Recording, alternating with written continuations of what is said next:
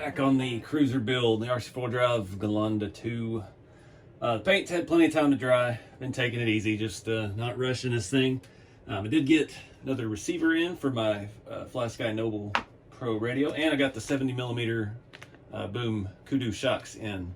Those came actually really quick. There's an affiliate link below for AGTs. They do have a warehouse in Arizona, and this stuff again took about 5 days, counting the weekend, to get to me. So we'll start off with that. We're gonna get this, I guess, get the chassis running. We can pretty much do that at this point. Get these shocks on, and mount our receiver, and go from there. I think the next step, I'm not looking forward to it, but my hands are not shaky today, so we need to paint window trims and do some detail stuff on the body. I'm still waiting on my order from RC4wd drive. I've got a bunch of stuff coming for it. I've got a light kit. I've got some CC hand front blinker lights that look a little nicer than the factory ones, a little smaller. And we just got a lot of little detail stuff to do. Start painting dash details and door panel details and stuff like that. Start getting the interior together. And again, I'm not trying to do anything super flashy with this. I just kind of like this clean, understated look. I think I would like to put a winch on it. I do have two rigs that have those nice big warns, but the red one, I don't know how it would look on here, but I put that on old red, and it's just a little big for that truck, and it would fit perfect on this thing. So we might look at that while we're here messing around with electronics. So I'm gonna do this. We did the shocks in the last video on the front, so I kind of showed you how those go together. They're pretty simple, and yeah, we'll just get all this stuff installed and start going from there. All right, just did a little test fitting, make sure where everything's gonna go. You know, I always run a little 3-cell. We got plenty of room in here for a little short, probably my 3700 3S. One side of the battery tray, and then we'll do the receiver right here. And yeah, don't have to worry about any wires further back. I'll go ahead and plug this stuff in. I've got this ready to go. I think it's gonna go right there on top of RC4wd drive on the side of the rail. Hopefully we can reach under there no problem and have easy access. I usually go on the inside, but it's a little tight with the drive shaft situation. I was looking, I did order the low profile skid plate, not thinking about it. I got the one for the cruiser, obviously, because it was a cruiser chassis, and those still have the link mounts on it. So it is Delrin, depending on how it fits. We could just chop those ears off of it and streamline it a little bit, but we'll find out maybe at the end of this video. I don't know how long that order's gonna take to get here, but got the rear shocks installed. I did have to use some pretty hefty spacers here in the back to get those straight up and down, but we have a fair amount of droop. Does not allow it to compress all the way, and I don't really know a way around that. We go to any shorter of a shock, we're just gonna keep losing range of motion, and but I think it matches the front pretty well. We got a little bit more in the front, but I think it'll be plenty. We're in the middle of the range of motion, what we need. We've got droop and we've got compression, and it's sitting perfectly level. And like I said, those shocks and stuff feel good, so I'm gonna roll with it. So we'll get this stuff stuck on. We'll go ahead and bind the radio, and we'll do a little test run. All right, got everything in here. Jiving, just readjusting the servo. Make sure we've got all good clearance up here. Got a little leaf spring movement. All right, so let's take a look at endpoints. It's one thing I like about this. You've got your reverse, your settings, your sub trims, and then your EPA steering endpoint. It's really easy. You just turn it as far one way. So we're going a little too far left, so we back that out. And we're not touching. And we're just perfect the other way. So now that's all we needed. Take about 15 out of the left endpoint, and easy peasy. And you got adjustability like this on all of your channels, so if your winch or something is acting up, you can adjust that as well. I really dig that, how easy that is. I just want to do a slight function test. We're not going to take this thing outside yet, but it feels like butter. And actually, just yesterday I filmed the last video with driving the Amigo. That little, just a 1060 hobby wing with the stock cam motor, that thing was way too fast. Let's make sure we've got our motor going the right direction. Where's our brake. See, it is in reverse. Reverse is slower. The SEs don't have as much adjustability with the program card as the Pros. The drag brake settings are less. That's one of the things I'm not a big fan of with it, but it'll get the job done. Still got awesome power, and the program card actually plugs into the button here where I've got it blocked off. So if we ever do have to adjust that, we will have to take that off. But anyway, yeah, so let's I don't really want to tear a truck apart right now for a winch. Let's go ahead and start painting some body details. One of the things I did get the CC hand headlight lenses. They have a little bit more scale look to them. And not thinking about it, I bought the stock light kit, so we are going to have the super white LEDs when those get here, but we can dull those down. We did that on the work truck build, so something we can figure out when we get there. But it's time to start painting some details on this body. So looking at the interior stuff, I haven't painted seats yet. I'm thinking brown for the seats. I want to put the jump seats in it. I want it to be pretty well stocked. So we got to look at the roll bar, dig in the rest of this parts bin.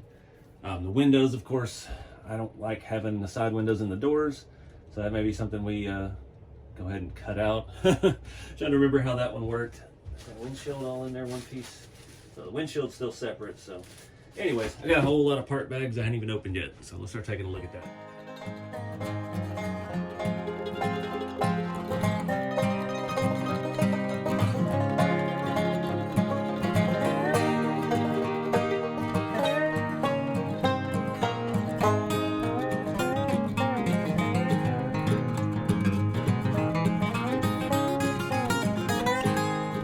Guys, out here letting paint dry. We're gonna let this stuff dry up good. I went ahead and hit all the black stuff, the steering wheel, the shifters, the grill reverse plate, dash, door panels with satin clear. And again, I always use this stuff. This is really good. It works with anything. It'll go over anything. It dries quick, and we can paint on top of that. Doing the window trims on the roof right now. Just doing one at a time. I'm gonna let it dry so I don't get anything anywhere. Trying to use patience with this build. I went ahead and painted all the seats. Luckily, the way these are all attached, it's going to be at the bottom, so you're not going to be able to see. So we could leave them on the tree. Makes it easier to paint. I've been just about finished off this vintage can of Krylon brown. I don't know what other color. Stuff with this type of nozzle sprays so much better.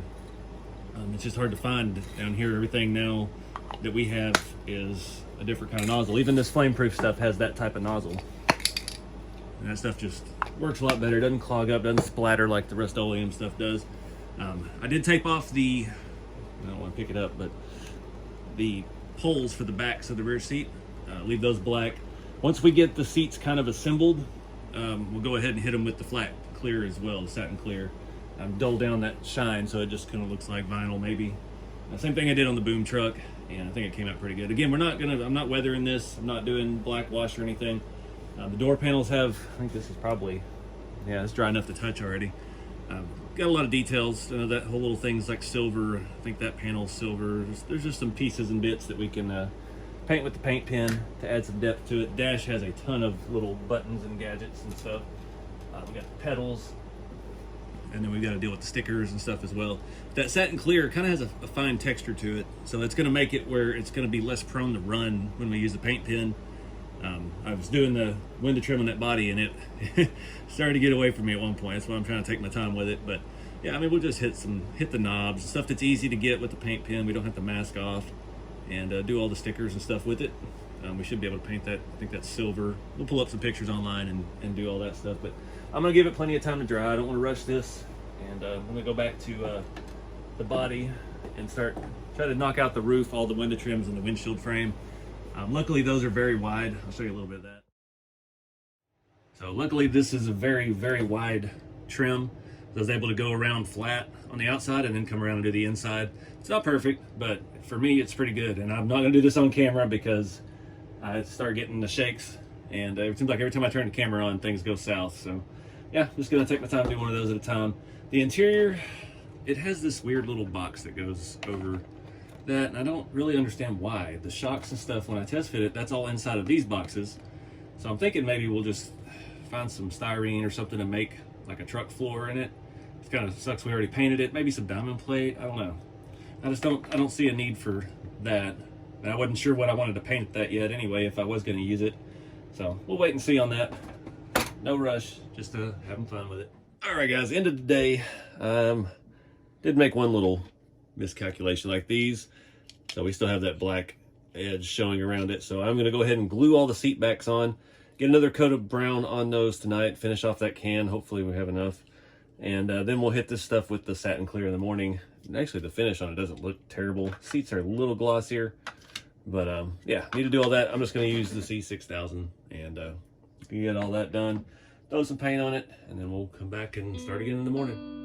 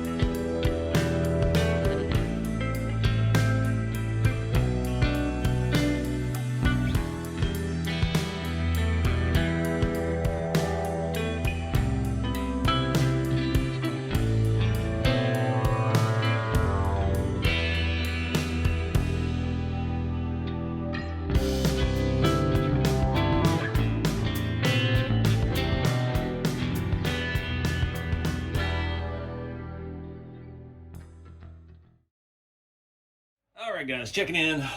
Still waiting on the order from RC4wd Drive. It's going to kind of hold things up because headlight lenses, the front marker lights, things of that nature that we are waiting on. We're going to go ahead and start working on the interior, but in the meantime I needed to get some paint on the lenses. I looked up pictures. There's a million different ways to do it. These are almost like the Land Rovers. They've been built and rebuilt so many times that there's not an exact way. It's really not really a wrong way to do it.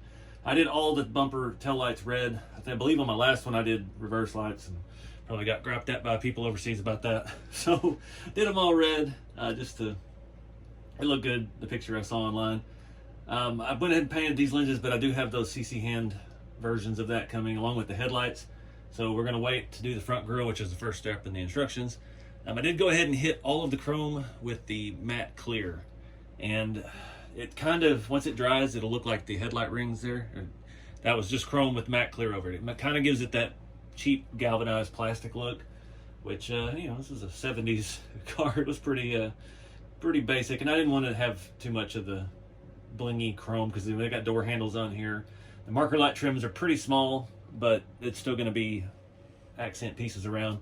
So we'll go with this duller look. Did go ahead and paint the interior. Door panels, just added some detail. Again, we're not weathering this, so we're not going to dingy it up. Just added some colors and did a little bit on the dash. I know this whole upper piece here is supposed to be like a black pad on certain years, and I couldn't do it. I finished off, luckily, on the window trims, my old tester's pin. Tell us old one, a date on it I think was 2011, so had a lot of good years out of that thing. And I picked up some of these new ones. They were very hard to find for a while. Rust-Oleum has bought testers out at some point in the last 4 or 5 years. These are awful. I've got 2 of them brand new. That one has been used before. It's shaken up. I've tried everything. It just smears. I can't paint over any painted surface now. And the other one I could just lay down nice beads. The window trims on this came out fantastic. And I have to keep holding this because it's dry. I don't have anywhere to set it. But yeah, just really disappointed. Another good brand that got bought out, and looks like things aren't as good as they used to be, unfortunately. But got a fair amount of detail in the dash. I didn't opt for all. They have stickers for every button. I don't want stickers. Stickers aren't going to last. These stickers barely even fit. They could have been trimmed up a little better, but it is what it is. We're going to start putting this interior together. I think gluing the seats in, door panels on. stuff like that. I did go ahead and glue the glass in. I've tried this glue-in glaze. I didn't put it all the way around the window. I just put it in the studs that go in the little holes, so hopefully it dries nice and clear and holds it well enough. We'll see. That stuff is, I mean, that's what it's for. It's for like model airplane canopies and things. So I tried to use it for something, again, unintended purpose, and it dried very white, so I was a little leery, but we'll roll the dice with it. But yeah, other than that, we get the interior kind of together. I got a driver delivered today. I'm not going to town to pick him up because I didn't have any orders to ship. So I found another NECA model, figure. NECA makes the super high detailed stuff like our Flavor Flav. And I got the guy from They Live. And yeah, he's got some cool accessories. He's got like a scale shotgun and stuff. So I think he'll be a good fit. He's the same size as the Bob Ross figure that I've got in the Land Rover, and I'm pretty sure that will fit perfect in here because this is a slightly bigger body, and we've got a full leg room on the interior. As long as the pedals don't get in the way, I think he's going to fit in really well and look pretty good in the process. So I got to let this paint dry a little bit before I can do another coat. I'm trying to not seal up my paint cans and stuff yet, but we'll go ahead and move on to the interior, start bolting and attaching things to that. Still haven't made a decision on the side windows. I hate having them closed, but that leaves us with the vent window to deal with. This thing is in a bag, looks like it's been in the warehouse for 20 years. So we'd have to cut a section out here. And I believe on the last one I did, I just cut this whole front section off, and then I used Lexan and made the vent windows, which might honestly be easier. And because this is going to come in and out with the roof, and that just seems like a lot of extra work. So we'll probably just chop this off. It can still bolt in with 4 screws, and we'll just fit some Lexan in there for the vent windows. I did that on my last one. I had the top, it kind of just snapped into place. I didn't have it screwed in, so I could take it in and out and run with or without it. So we'll see what we end up doing with this one. Top paint and the window trim stuff looks great, so I really want to use it. But yeah, let's just keep rolling.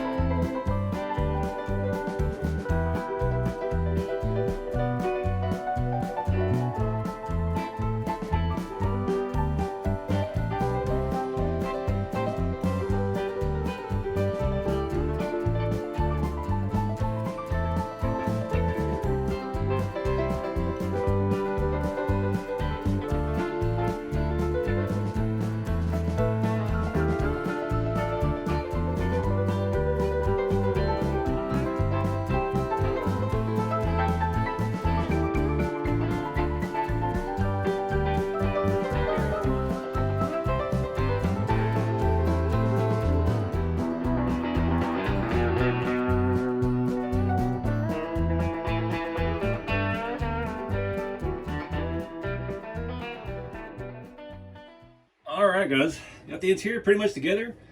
Came up with a pretty simple solution to cover that hole in the back instead of putting this giant looking crate thing we don't really need in there. Just use the carpet. It's just a sticky back felt, get it Hobby Lobby.